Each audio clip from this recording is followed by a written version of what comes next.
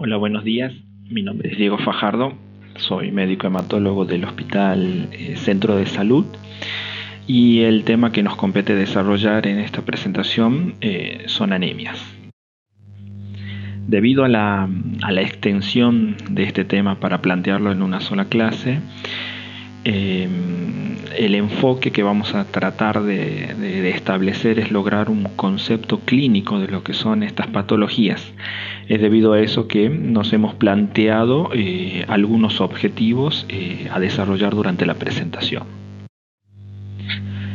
Los objetivos planteados son lograr la interpretación de un hemograma, porque solamente no nos aporta los valores de recuento de glóbulos rojos como también de hemoglobina y hematocrito, sino también reconocer la serie blanca y la serie plaquetaria.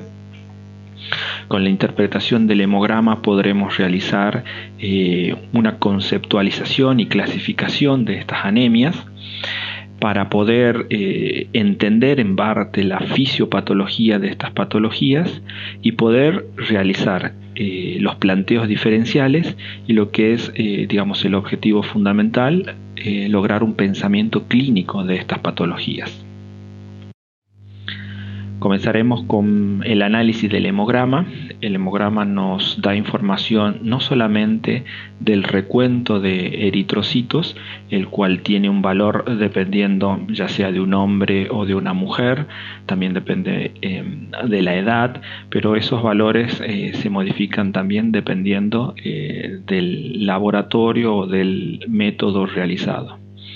Dentro del análisis de los glóbulos rojos no solamente están el recuento de eritrocitos, sino también los valores de hemoglobina y de hematocrito, que son, determinadamente característicos ya sea para el hombre o la mujer. En el hombre, según este dato de laboratorio, es de 13 a 18 de hemoglobina y de 40 a 45 de hematocrito. Estos pueden variar, estos valores de referencia.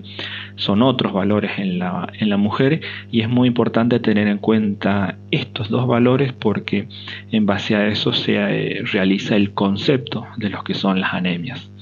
El hemograma también nos aporta información del tamaño de los glóbulos rojos, llamado como volumen corpuscular medio, que es de 80 a 100 femtolitros. Este es un valor muy importante a tener en cuenta porque más adelante desarrollaremos una clasificación basado en estos valores. Otro dato muy importante que nos da el hemograma es la hemoglobina corpuscular media, la cual no haremos hincapié en esta presentación. Esto es en cuanto al análisis de la serie eritroide en el hemograma. También nosotros la información que nos aporta son en cuanto a los glóbulos blancos, es decir, a los leucocitos, y en cuanto a la serie plaquetaria, es decir, a las plaquetas, que tienen los valores normales. Puede variar dependiendo del laboratorio. Y por último, la información que nos presenta en cuanto a los leucocitos es su diferenciación, que eso más adelante lo veremos en otras presentaciones, la correcta interpretación del porcentaje de glóbulos blancos. Entonces, sabiendo todo el aporte de información que nos da el hemograma, y fundamentalmente en estos dos valores haciendo hincapié, vamos a evaluar el concepto de lo que es anemia. Anemia se define como el descenso de la hemoglobina o el hematocrito, dos desvíos estándares por debajo de la media normal para la edad y para el sexo. ¿Cuáles serían las causas de anemia? Son tres grandes grupos: por pérdidas de sangre, debido a la falta de producción de glóbulos rojos y debido al aumento de la destrucción de los mismos. En el siguiente gráfico podremos analizarlo un poco más detenidamente. Me gustaría arrancar con este enunciado en donde el diagnóstico de anemia no es un diagnóstico final, sino que es siempre la punta del iceberg y hay que buscar una causa subyacente. Un paciente generalmente no lo diagnosticamos de anemia como una enfermedad, sino como una causa subyacente de algo, en donde hay tres grandes grupos que se llevan prácticamente casi todas las causas de anemia. Las debidas a pérdidas de sangre, como hemos nombrado anteriormente, ya sea gastrointestinal, ginecológica, por traumatismo, debido a la mala producción de glóbulos rojos, es decir, a una eritropoyesis disminuida, la cual puede ser debido a carencia de hierro, vitamina B12 o ácido fólico, o incluso a problemas hematológicos primarios o enfermedades de la médula propiamente dicho. Y el tercer grupo que nos abocará a estudiar es el aumento de la destrucción de estos glóbulos rojos a través de un fenómeno de hemólisis. En cuanto a los síntomas, esto está bastante explicado en todos los apartados de bibliografía, pero bueno, los síntomas más llamativos a tener en cuenta siempre son la palidez, la cual puede ser cutánea mucosa, la astenia, la dinamia, la taquicardia, la fatiga, la cefalea, etcétera, etcétera, la cual, podrán desarrollarla adecuadamente según la bibliografía. Vamos a hablar acerca de una de las tantas clasificaciones que existen para la anemia, la cual me parece que es bastante, fácil de entender, y más allá de la simplicidad de la clasificación, la practicidad que ésta nos aporta.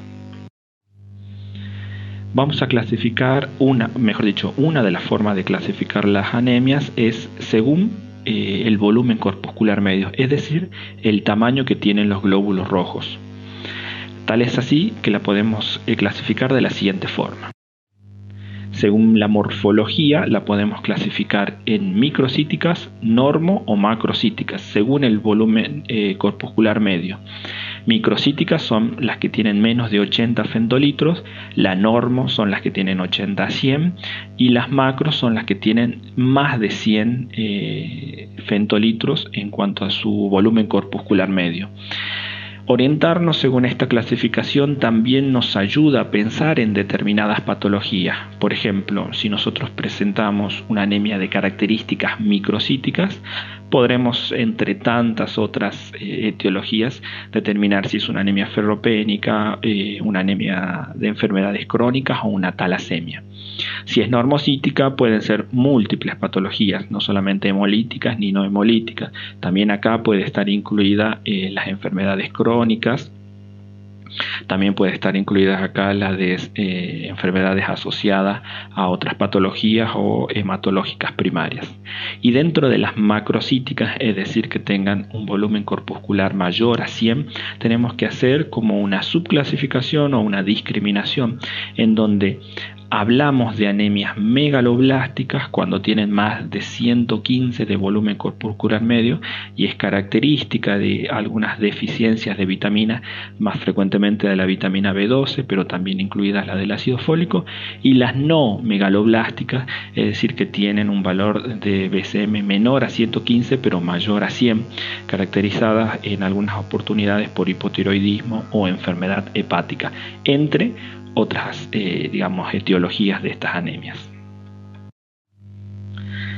Vamos a tratar de confrontar dentro de las anemias de características microcíticas cómo podemos diferenciar una ferropenia de una talasemia. Para esto vamos a desglosar la presentación de un caso clínico bastante simple. Tenemos una paciente de 25 años, femenina, que realiza una consulta prelaboral, no refiere antecedentes patológicos. Lo que sí descubrimos, siendo puntillosos en el interrogatorio, es una hipermenorrea que es muy frecuentemente no tenida en cuenta muchas veces en el interrogatorio por la misma paciente, ya que refiere que sus ciclos menstruales son habitualmente normales, pero nosotros interrogando sabemos que en cuanto a duración y en cuanto a cuantía están aumentados. Ya no refiere sintomatología en el examen físico, es más, realiza actividad deportiva sin ningún tipo de inconveniente. Nosotros le solicitamos el laboratorio y nos encontramos que tiene un glóbulos blancos de 6700 con un diferencial que es normal, Vemos que tiene unos valores de hemoglobina de 10.1 y en un hematocrito de 30, en donde un dato característico es el volumen corpuscural de 65 femtolitros. El recuento de plaquetas es de 450.000, los reticulocitos están en 0,4, ya los analizaremos más adelante a estos datos, pero está como con una disminución en la producción. Tenemos la función renal y el hepatograma, que es normal. Entonces, lo que nosotros encontramos alterado en el laboratorio son estos valores.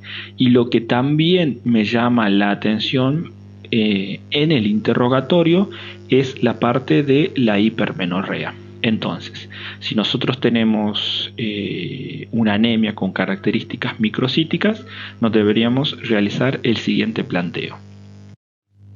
Bien, entonces, según lo que presentamos en el caso clínico, ¿qué es lo que veo alterado? Bueno, lo que vemos alterado es que tiene una anemia que es de características microcíticas. Vamos.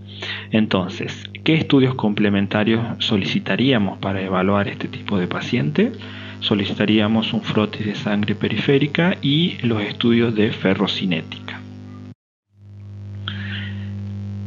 Entonces, en el frotis de sangre periférica nosotros encontraremos, los glóbulos rojos, los cuales veremos que se encuentran disminuidos de tamaño y bastante más claro, o sea, mucho más clarito de lo que deberían ser. Esto es característico de los déficits de hierro, en donde muchas veces los mismos datos de laboratorio nos informan de microcitosis y de hipocromía. Dentro del perfil de hierro pedimos ferremia, concentración de transferrina y saturación de transferrina. También podremos solicitar el recuento de reticulocitos. Los reticulocitos hacen alusión a los glóbulos rojos jóvenes y a la capacidad de producción de la médula.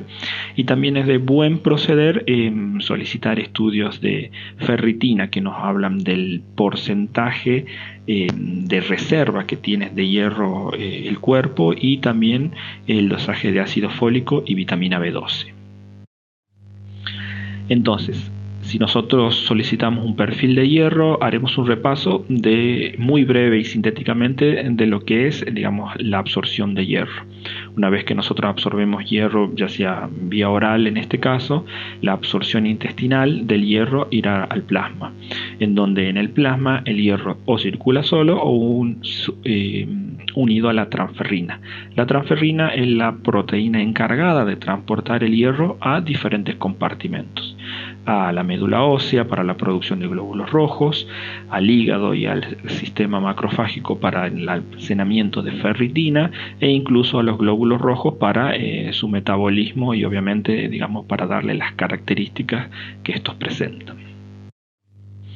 Entonces, repasando cuáles serían las causas de anemia ferropénica, nosotros tenemos que tener en cuenta fundamentalmente las fisiológicas, en donde la más característico es a partir de los ciclos menstruales o incluso en el embarazo o en el crecimiento. La dieta inadecuada es poco frecuente. Trastornos de mala absorción, ya sea por gastrectomías, cirugías o enfermedades celíacas, también es un tema a tener en cuenta. Y lo que más frecuentemente es la característica prácticamente de las causas de anemia son por pérdidas, ya sea del aparato digestivo, respiratorio, genitourinario, flebotomía, traumatismo, etcétera, etcétera, etcétera. Entonces, en esta primera parte hemos planteado el concepto de anemia, la interpretación del hemograma, la clasificación morfológica de las anemias, en donde hemos estudiado las microcíticas, con hincapié en la parte de la ferropenia. Ahora en el siguiente caso clínico haremos una contrapartida de este tipo de anemias ferropénicas. Tenemos en este caso un paciente masculino de 28 años, de ascendencia italiana, sin antecedentes patológicos, que realiza una consulta para evaluación de un laboratorio preoperatorio de una cirugía de rodilla. Es un paciente, como vemos, sin antecedentes, en donde es habitué de actividades deportivas y no tiene ningún síntoma relacionado. Entonces vemos el laboratorio en donde los glóbulos blancos son normales, pero nos llama la atención que cuenta con una hemoglobina de 10, un hematocrito de 30 y un volumen corpuscular de 55 femtolitros. Recordemos que el volumen del BCM normal es de 80 a 100, donde nos llama poderosamente la atención estos valores. Y también estos valores de hemoglobina y hematocrito en un paciente que está totalmente asintomático. Entonces, continuando con el análisis, las plaquetas están normales y los reticulocitos corregidos son de 3.5, o sea, que está produciendo en buena cantidad. Entonces, yo tengo un paciente que tiene una anemia de características microcíticas, pero vemos que en el interrogatorio no me refirió a ningún tipo de pérdida. De todas formas, es de buen proceder solicitar un perfil de hierro en donde tenemos un hierro de 110, bastante normal, yo diría prácticamente un poquito aumentado, la transferrina normal, una saturación, digamos, de características normales, casi aumentadas, y una ferritina también diría de que bastante aumentada. Continuamos con los datos del laboratorio solicitados y tenemos una LDH de 1000, o sea, aumentada, una bilirrubina total aumentada a predominio indirecto y una esplenomegalia por métodos ecográficos. Teniendo en cuenta estos valores de perfil de hierro y estos valores de hemoglobina y teniendo en cuenta dato que es su ascendencia italiana, podemos incurrir en algún razonamiento. Entonces, ¿qué pasó con el laboratorio? ¿Por qué tiene una anemia? ¿Por qué es microcítica? ¿Por qué es tan pequeña? ¿Y por qué no es ferropénica?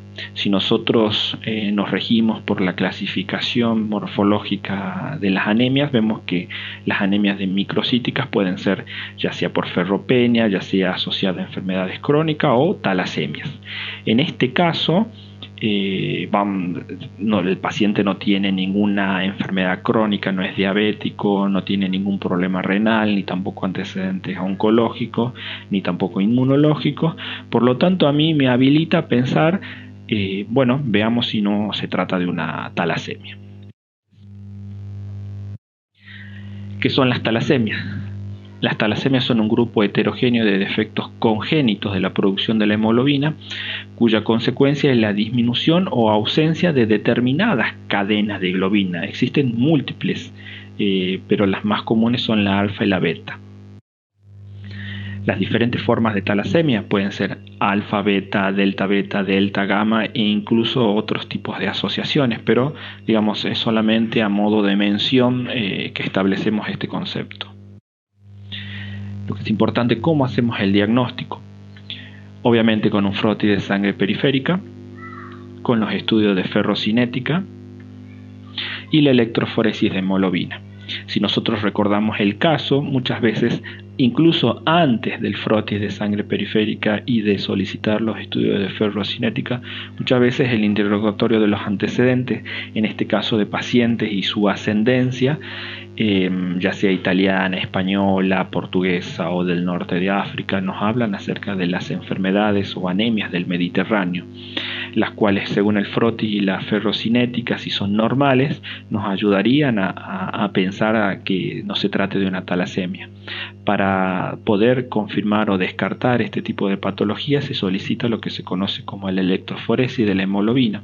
Este estudio nos discrimina las diferentes formas de hemoglobina que presenta el glóbulo rojo, lo cual tiene característica de presentar la hemoglobina A de un 95-98% y la hemoglobina A2 de 2 a un 3%. Después la hemoglobina fetal, la C y la S, son prácticamente nulas en los pacientes, digamos, sin talasemia. Si nosotros tenemos aumentados los valores de hemoglobina A2, podemos inferir indirectamente en el que este paciente, presentado en el caso clínico, presenta una talasemia, la cual la más frecuente son las formas alfa, aunque también podría ser una beta talasemia. Continuando con los métodos complementarios que solicitamos, también pedimos una bioquímica general, pedimos estudios por imágenes, una ecografía para ver el hígado y el vaso. Y para confirmar o descartar una talasemia se solicitan estudios moleculares, los cuales son bastante complejos y escapan a esta presentación. Entonces, siguiendo con el caso, si se tratara de una beta talasemia, que son las formas más frecuentes y en donde más habitualmente encontramos alteración en la electroforesis de hemoglobina, hay diferentes fenotipos, es decir, formas de presentación. Lo más común es que sea una talasemia menor o un rasgo talasémico, en donde el paciente es totalmente asintomático y el diagnóstico se realiza prácticamente por casualidad por algún control médico, ya sea de rutina o prelaboral o prequirúrgico. Como vemos en la talasemia menor, la anemia es leve o ausente y prácticamente no tiene requerimiento transfusional. Hay otros tipos de fenotipos, como por ejemplo la talasemia intermedia y la talasemia mayor, en donde ya vemos en la intermedia cómo hay alteraciones de los valores de hemoglobina y en donde ya tenemos un requerimiento transfusional, tal es así que la talasemia mayor tenemos el recuento de hemoglobina de menos de 7,5 y en donde tenemos un requerimiento transfusional periódico. Esto es únicamente a forma de ilustrar los diferentes fenotipos de las presentaciones de las beta talasemias. Entonces, haciendo un pequeñísimo repaso de lo que hemos hablado, hemos conceptualizado lo que es anemia, hemos adoptado la clasificación morfológica de las anemias, la cual es muy práctica y útil, hemos confrontado dentro de las anemias microcíticas la presentación de una anemia ferropénica o de una talasemia. Continuamos presentando en la siguiente diapositiva otros casos clínicos para ilustrar otras formas de presentación de anemia. Tenemos una paciente de 46 años, femenina, internada en la sala de clínica médica. Tiene como antecedente un lupus eritematoso sistémico, lo cual no es muy adherente al tratamiento.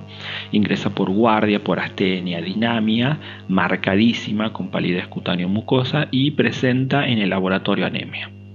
Desglosamos el laboratorio, en donde tenemos glóbulos blancos de 6100 con un diferencial conservado.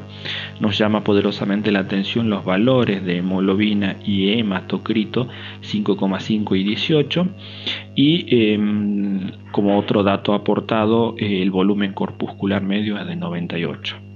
Presenta un recuento de plaquetas normales. Continuamos con los datos de laboratorio y vemos que tiene un recuento de reticulocitos de 10.5. O sea, está regenerando con una fuerza considerable.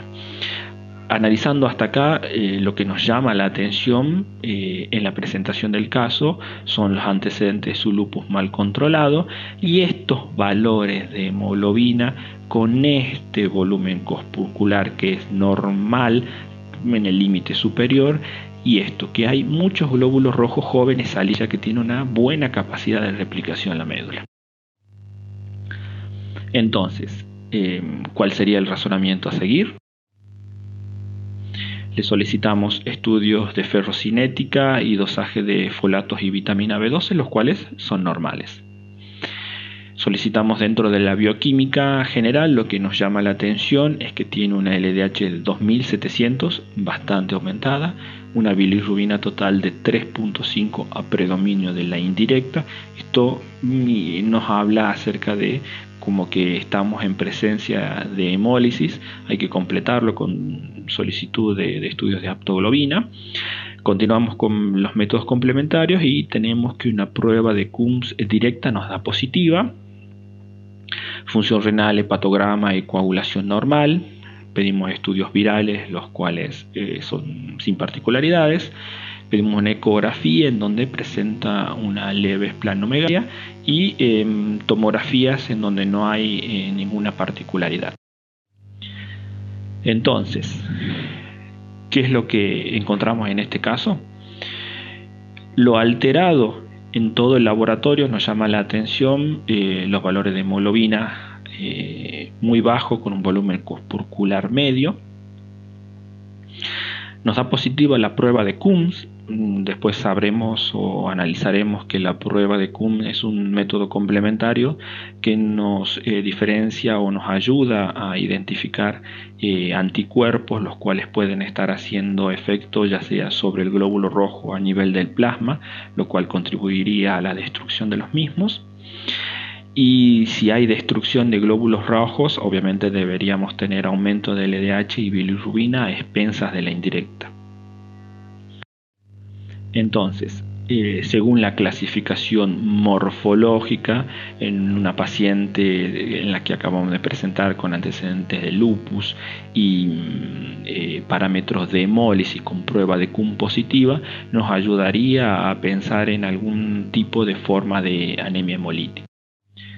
Entonces, ¿qué son las anemias hemolíticas? Las anemias hemolíticas se caracterizan por, como su mismo nombre lo dice, hemólisis, destrucción o acortamiento de la vida media del glóbulo rojo, las cuales pueden obedecer a diferentes causas inmunológicas, hereditarias como la esferocitosis, la eliptocitosis, etcétera, etcétera, mecánicas, ya sea por reemplazo de válvulas o debido a una microangiopatía trombótica, tóxicas por determinados venenos, infecciones debido a cuadros de sepsis y de etiologías no inmunológicas. Ahora trataremos de desarrollar un poquitito de lo que serían las anemias hemolíticas de tipo inmunológica, pero para ello vamos a conceptualizar algunos términos. Hablamos de hemólisis debido al acortamiento de la vida media de los eritrocitos, es decir, a la destrucción. Esta hemólisis puede ser de tipo inmune cuando está mediada por un anticuerpo.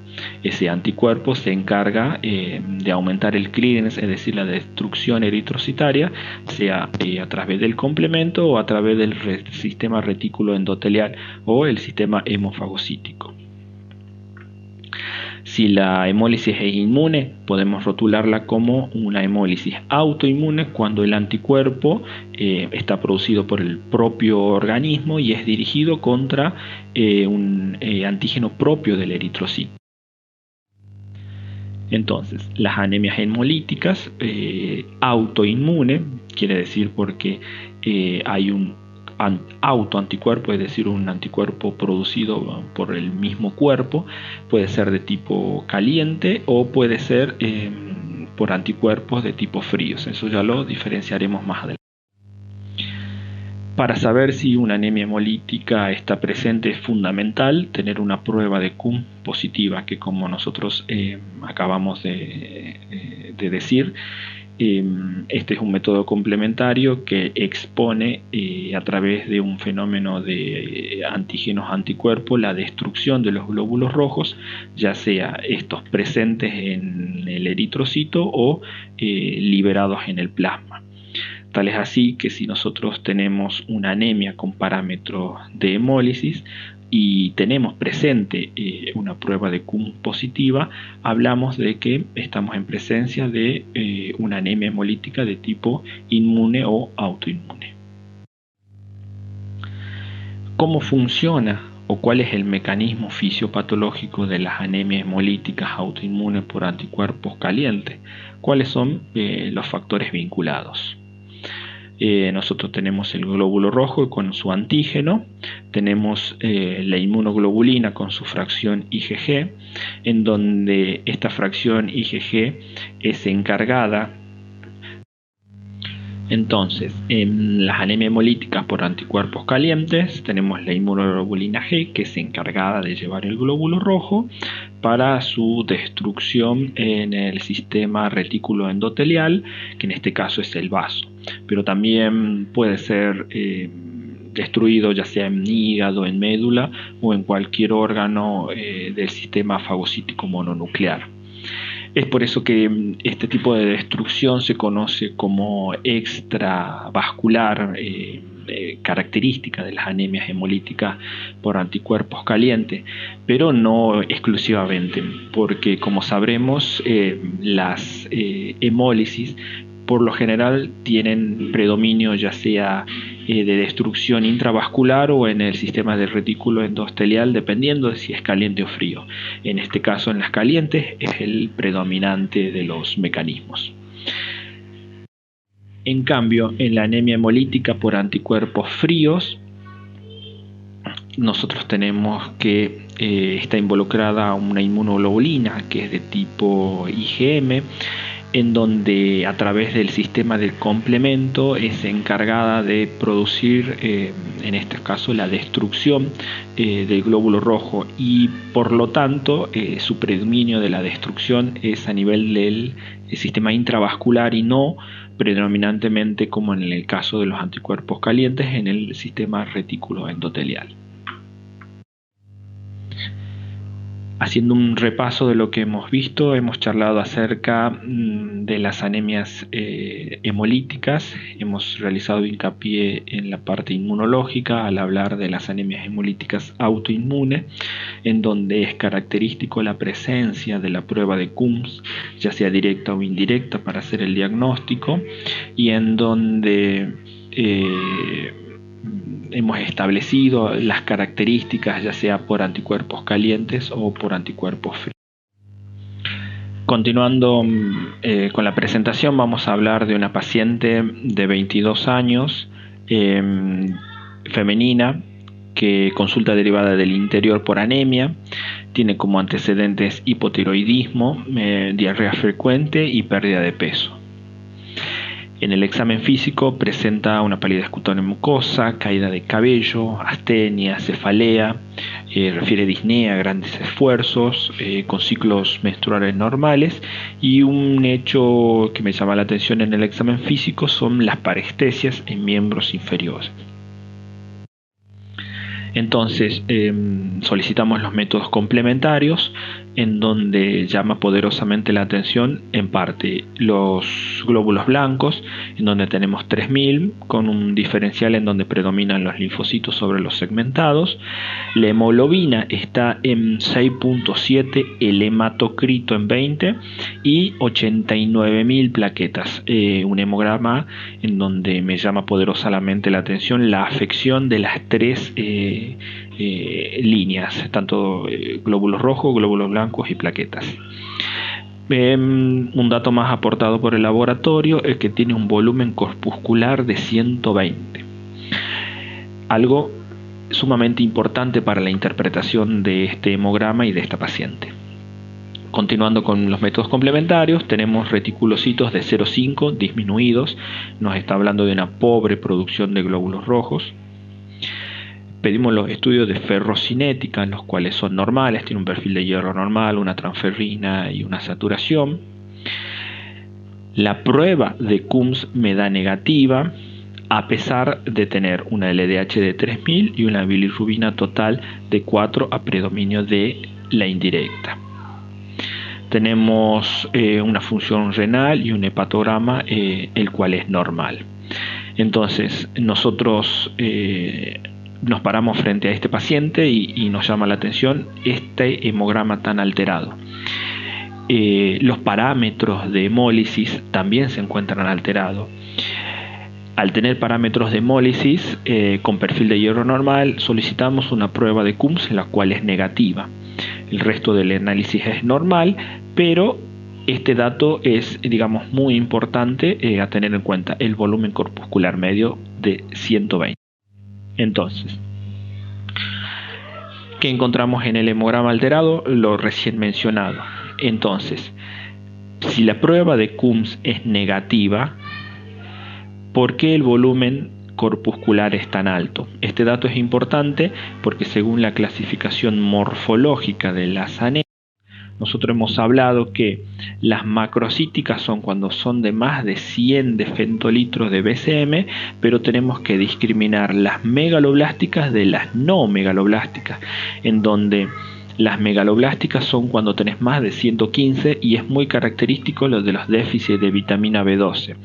Si en esta paciente hubiésemos solicitado un dosaje de vitamina B12, seguramente se hubiese encontrado alterado, y lo cual nos plantearía, digamos, prácticamente ya el diagnóstico de la paciente. Pero hay un hecho a tener en cuenta y que nos llama también poderosamente la atención en el caso, es la rotunda alteración en el hemograma, o sea, tenía pocos glóbulos blancos, tenía también bajas las plaquetas, además de tener anemia.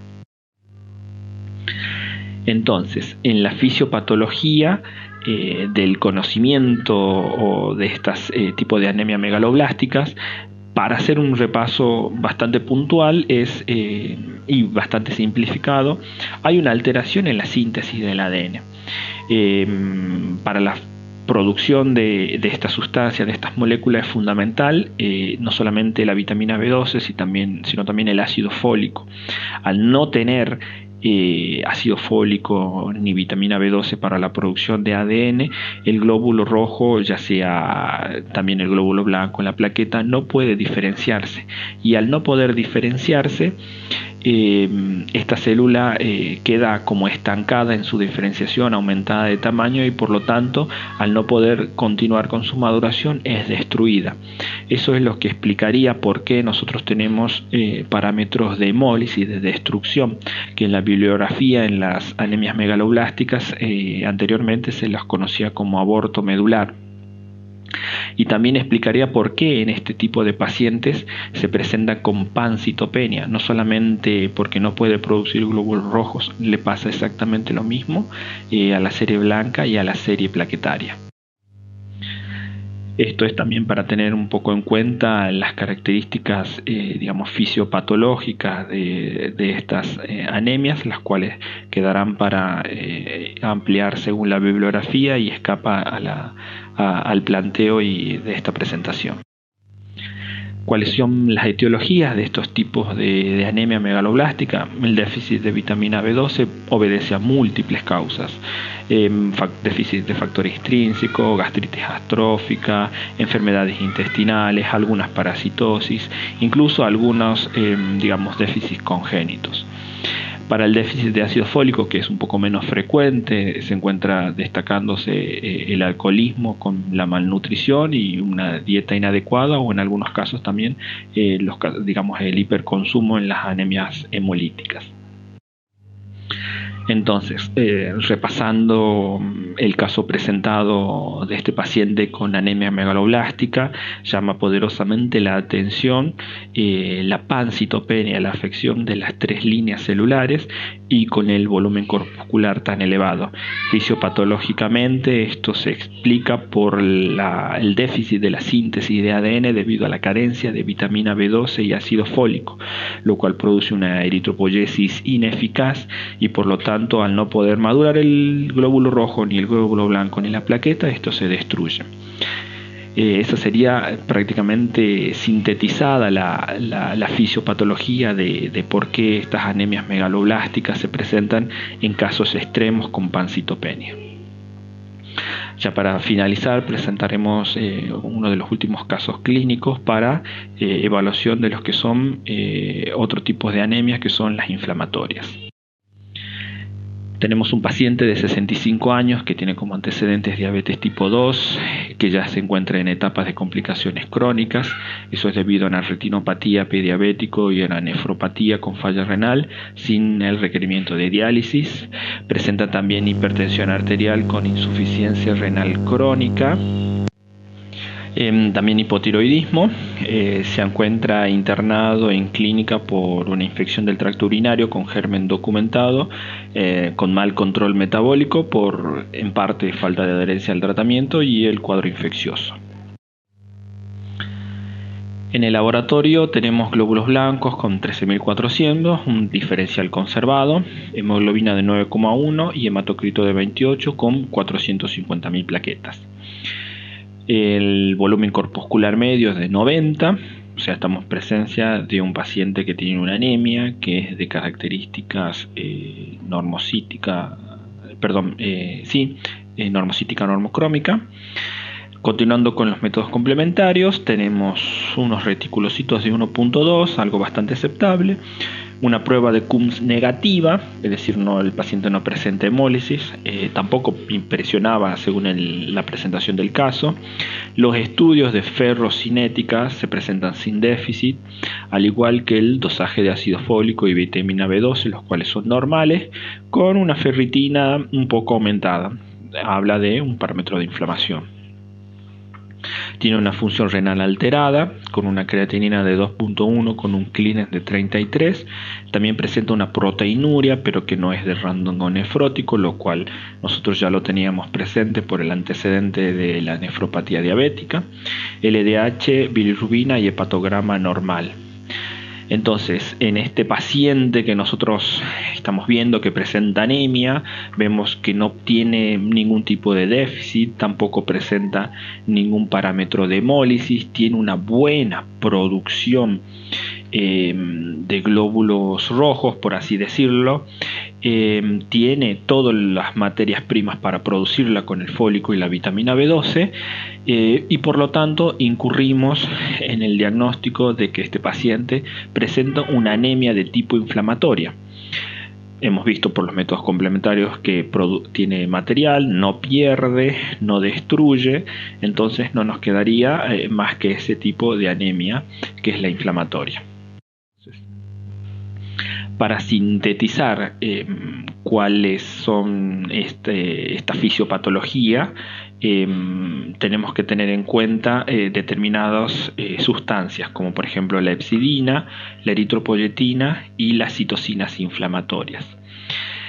¿Por qué en estos tipos de pacientes se presenta la anemia? Y esto es debido a la interrelación de todo esto. Nosotros tenemos que la hepcidina, una proteína de la inflamación, junto con las citocinas, producen que el hierro no pueda ser bien, por así decirlo, distribuido. Es por eso que tienen perfiles de hierro normal, pero con una mala utilización del mismo. Esta hepcidina y también todas estas citocinas producirían una menor producción por parte del riñón de eritropoyetina, y al tener menor eritropoyetina también tendría esta eritropoyetina una menor acción en la médula ósea para la eritropoyesis, la cual también estaría contribuida tanto por la hepcidina y por las citocinas inflamatorias. Entonces, la anemia de la inflamación está presente en una gran cantidad de pacientes que cursan con cuadros inflamatorios, ya sean de periodos cortos, como por ejemplo cuadros infecciosos, ya sean virales, bacterianos o micóticos, o que se encuentran frente a un cuadro inflamatorio más sostenido y crónico a través del tiempo, por ejemplo en los pacientes con enfermedades reumatológicas, diabéticos, que ya están en etapas de complicaciones crónicas, en pacientes con problemas renales, y en todo cuadro que produciría una inflamación en donde explicaría por qué estos pacientes con perfil de hierro normal, incluso digamos tienen valores, podría ser aumentado del perfil de hierro, hay una mala utilización del mismo, con una ineficiente producción y acción de la eritropoyesis a nivel de la médula ósea.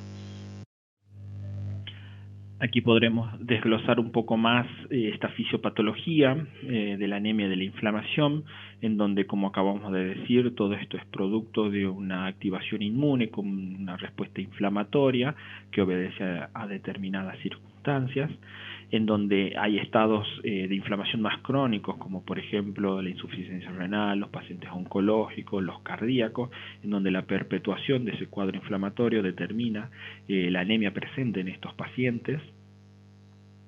También hay una gran variabilidad clínica relacionada a la severidad y la duración de la inflamación según las determinadas citoxinas digamos involucradas. Todo esto nos habla o nos llega a que hay una mala utilización del hierro, hay un déficit funcional porque hay una mala distribución y también en parte también mala absorción, en donde hay también bloqueo en la diferenciación y proliferación de los precursores eritroides debido a estas citocinas, y también debido a que no hay una buena producción y también una buena activación de eritropoyetina. Obviamente también se encuentra reducida la vida media eritrocitaria por todas estas digamos circunstancias planteadas. En esta diapositiva volvemos a plantear la fisiopatología para repetirla nuevamente, en donde los órganos involucrados obviamente es la médula ósea, el vaso, el hígado, en donde la hepcidina con todas las citocinas inflamatorias produce una mala utilización del hierro, una mala absorción del mismo, una mala producción de eritropoyetina y por lo tanto una mala producción de glóbulos rojos a través de la médula. Ya para finalizar, le presento un cuadro sinóptico, un flujograma, como para orientarnos según la interpretación de los datos de laboratorio, utilizando la clasificación morfológica de las anemias. Esto es todo, muchas gracias. Clasificación morfológica de las anemias.